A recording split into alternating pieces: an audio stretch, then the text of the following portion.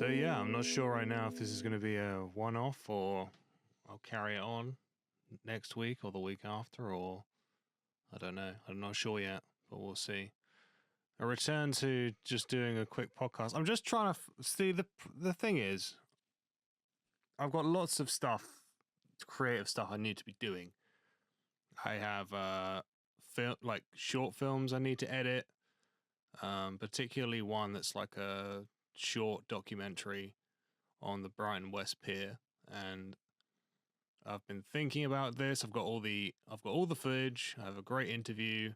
I've got B-roll. I've got drone footage, and I've got a really good PC that I could be editing it on. I've got it all.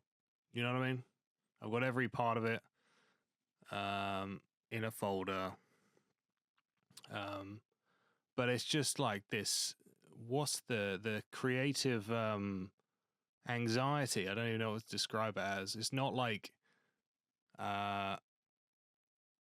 it's not it's just a block, like creative block. I don't know how to start it. I don't know what I'm doing. I don't know what needs to be done first. Should I start writing the doc first? Writing what I'm supposed to be doing down, like a script? Or is it more edit first and then it should come out what it is? Because I was really thinking during the pitch that I knew what it was going to be, and then we took the time to go film, and like I said, I've got plenty of footage, but I don't know how to assemble it. I don't know what I'm doing, but surely I should know. But I don't have. And it's kind of like that with everything that I'm trying to do. You know, I've got other films I need to do. I would like to get into writing some more poetry, some short films maybe. And I just cannot get anything creative done. It's this phone. That's what it is. It's the phone. Right. It's the phone. It just sucks time. It's a time sucker. It's a boredom portal.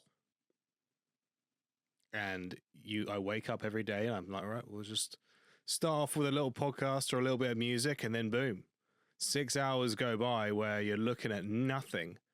I can recall nothing from the days, the hours I've spent on my phone. It'd be fine if like you could keep some of it, you know, but it doesn't. It fills you up with nothing.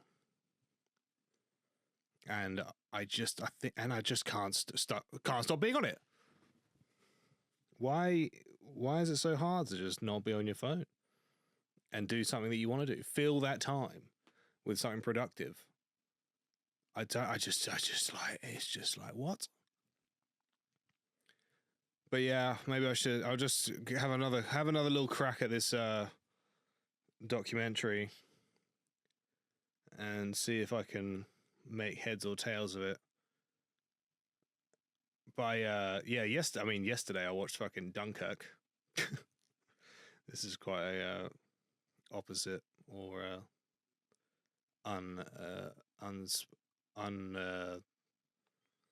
what's it called? An unrelated topic. But have you fucking seen Dunkirk? Because I wanted to see it, and I looked on the streaming services, and it was on there, but you had to pay. And I thought, well, I live near a CEX. I could probably fucking go buy it. So I just put down my PS4 controller and just walked out my house, walked to CEX, spent £1.50, and I was then within 10 minutes I had a copy of it and was back watching it. And there's something really weird about Dunkirk. Like, it is a technically great war film. It has all the things that you would expect from a Christopher Nolan film. It has amazing cinematography, you know, groundbreaking use of camera, practical stunts, you know. But there's something like there's no emotional heart to the whole film. All the characters are like blank slate characters, and it's clearly an intentional choice because he said that he wanted his characters to be like like bland, clean, blank slate kind of characters, and it just doesn't like you. The whole film just feels so empty and hollow because of it. You don't know anything about any of the characters, and I was trying to pinpoint exactly what the film feels like. It's like it's like the recreation footage of war during a documentary with interviews from real soldiers. That's what it feels like, where there's a scenario where there's a bunch of guys who are swimming around in oil at Dunkirk, and then there's some guys who are really there, 90-year-old men who are giving the interview of what happened. And then it cuts to Harry Styles as the recreation actor, and they edit them together. That's what it feels like. And yet there's no, that's not the case. It's a fucking proper film. And also the like Dunkirk feels so empty. Like the whole beach feels empty. Like there's not that many people there. And I think it's just the reason being is he didn't want to use any CGI.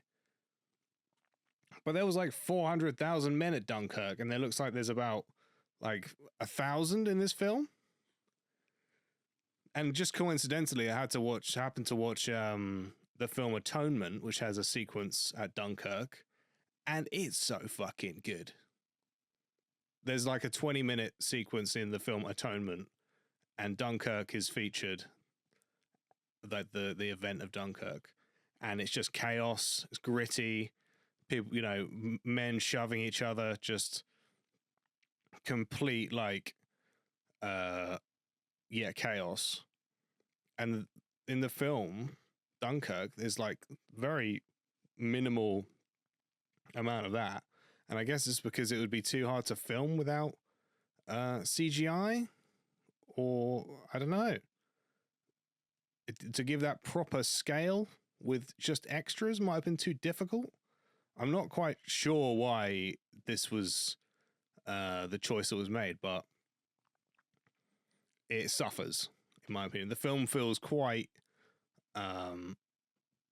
hollow, or quite lacking true scale. And for a film that's filmed on IMAX cameras with real Spitfires in it, it's kind of weird.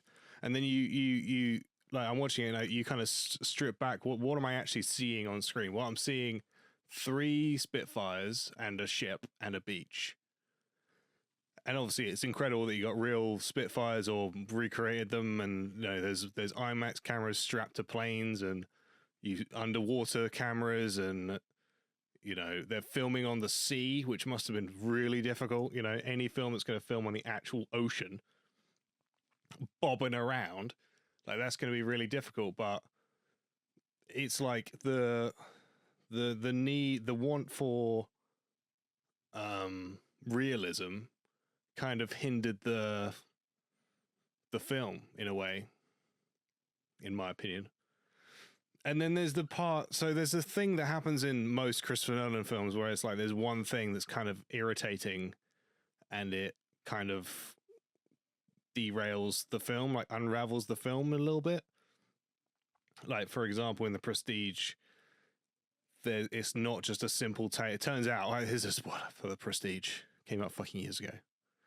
So it turns out it's not just a film about two fucking magicians. There's also like a fucking Tesla is a wizard, and there's a magical machine, and the magical machine clones Hugh Jackman a lot of times. And then you're watching and you're like, I thought this film was kind of grounded the whole time, but there's this one plot element. It's like a plot type problem in The Prestige. I thought this film was kind of grounded, but like, is that really necessary? Did they have to use that? Couldn't he have, maybe it's, it's a book or whatever. And there's that. So like, that's the problem for that film, the Nolan film. Interstellar has a weird thing where at the end, it's like spoilers for Interstellar again. If you want to spoil, there's a spoil for all Christopher Nolan films. All right, coming right up. So in Interstellar, there's a part where at the end it turns out that love is the greatest power in the galaxy or in the multiverse. I can't even remember. I already saw it once. And it kind of makes the whole film feel silly, a bit silly at the end because of that. Where it's like, that's how you're going to wrap up the story. Fine. Now, these things are like story problems, again, like I said before. Dunkirk has an issue, which is like a weird editing choice where he, instead of... So imagine there's a scenario where Mark Rylance is on his pleasure boat and there's a sinking battleship and all the guys are floating around in oil in the water, right? Now, a traditional filmmaker and editor will cut between them and ramp it up with music, and you're with all the characters at the same time. However, Nolan's decision with Dunkirk, and it must be some kind of thing where he was trying to set his war film apart from others by making this kind of weird choice, is he has his characters play out the scenario they're in, and then it will cut, like rewind time and cut back to some other characters, and then you see all of what they did, and then it cuts to the other corner of the other set of characters, and it shows all of what they did in that same scenario. And it's like, if you're not ready for that, because I hadn't seen Dunkirk in a long time, or I'm not even sure if I'd even seen it all the way through when the first time I saw it, but I was like, what? That is really strange. And maybe it will be, maybe it will ruminate with me, and I'll be like, okay, that was an interesting choice. I'm glad he did that because it makes the film, gives it a bit more of an interesting layer on top than it would otherwise have had. Maybe that will happen because I am still sort of thinking about it, and I'm wondering about the choices that he's made after seeing the film yesterday, the whole time, basically. But when you watch it, you're just confused. You're halfway through the second time. The second time it plays out with the other characters, and I'm like, oh, is this? Oh, I see. Right. So then you kind of have to backtrack in your mind to what happened before, and then catch yourself up in a way. Like the film is, and then the film doesn't stop for you to do that. It's just blasting through. So yeah, maybe it's a two watch Walter in that way. And I mean, I guess it's just a weird choice though. And it's a weird choice to make for a film that's like a historical war film. Like Christopher Nolan has made sci-fi films. It's weird that he didn't decide to do this for like Interstellar or Tenet, which is the only Christopher Nolan film I haven't seen, which is Tenet. Anyway, how do I get on this fucking subject about Christopher Nolan? I was talking about creative motivation. I really find, you know what it is? I think it's because I struggle to do anything during the day. And I'm currently in a position where I'm working 4 days a week, and then I have 3 days off. And I have film college on 1 or 2 of those days. So it gives me 1 day a week to do chores, like washing, tidying the flat, and doing life stuff. You know what I mean? All things that have to be done in your life. And the problem comes when you've done all that stuff, and then I'll just sit down, have a look. I've tidied the kitchen, done my washing, fucking tidied my desk that hasn't been used, just dusted the shit out of this desk because all the keyboard hasn't been touched and the monitors haven't been touched, so they're all covered in dust. So I've done all that shit, and now as a little treat, I'm gonna just go on my phone, and then the day's gone. The trap has got me, and I'm just on my phone now for the rest of the day. Like, how can this be avoided? What tactics do other people have that force them to be creative at certain times? Because that's another thing. It's like, I know I only have a 3 or 4 hour window a week at low end, you know, that's the worst case scenario, where I can do whatever I want, the creative stuff I want to do. But there's something in me that doesn't make that happen. You know, you don't choose when you feel creative. I've like literally will be asleep moments before sleep. Like my eyes are drifting down, and I'm just, you know, just cozy wonderland, and suddenly, an idea will come into my head, and I'll be like, oh shit, what a great idea! What a funny thing, or what a hilarious fucking moment, or a scene, or whatever. Well, I can't get out of bed and write that down. I can't just quickly make a voice note. I'm too tired. But it's such a good idea that I'm going to remember it tomorrow. And then you fucking just don't remember it tomorrow. And you go, well, I thought of something a few nights ago. Why don't I use that? Oh, it's because it doesn't fucking exist anymore. Whatever it was.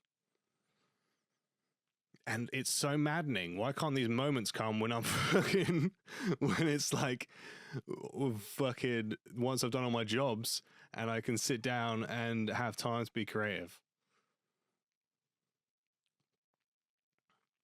And then it's like, you know, it becomes self-fulfilling prophecy, because you can't, you get frustrated with it, and then the frustration uses up all that time, and you're not, well, fuck being frustrated, just crack on. And if it's bad, if it comes out bad, it's bad. But then I just can't. It's a mental block. It's a mental, yeah, these barriers that I put up. I don't know what they are. I don't know how to shake them, but they're there, and it's just like it's a fucking a weekly ritual at this point, where I think, right, here we go. Got the whole of tomorrow to do something, and then you fill up your day with other shit, and then you get around to doing the thing you want to do, and it just will not happen. The phone happens, as it always does, the inevitable phone. And what can be done about that? Well, who thought I was going to be doing podcasting again? This is interesting. I don't even know how to upload these anymore. I don't even know how to use the software properly. Adobe Audition's been updated significantly since I was last on here. Yeah, but we'll try. We'll try. I'm going to just give it a little try after this. But minimal hope. Minimal hope. Maybe I'll come back and do another podcast next week. Who's to say? Who's to say? Okay, bye.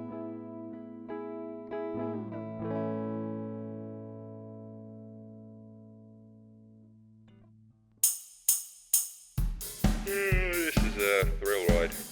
Wrap it up.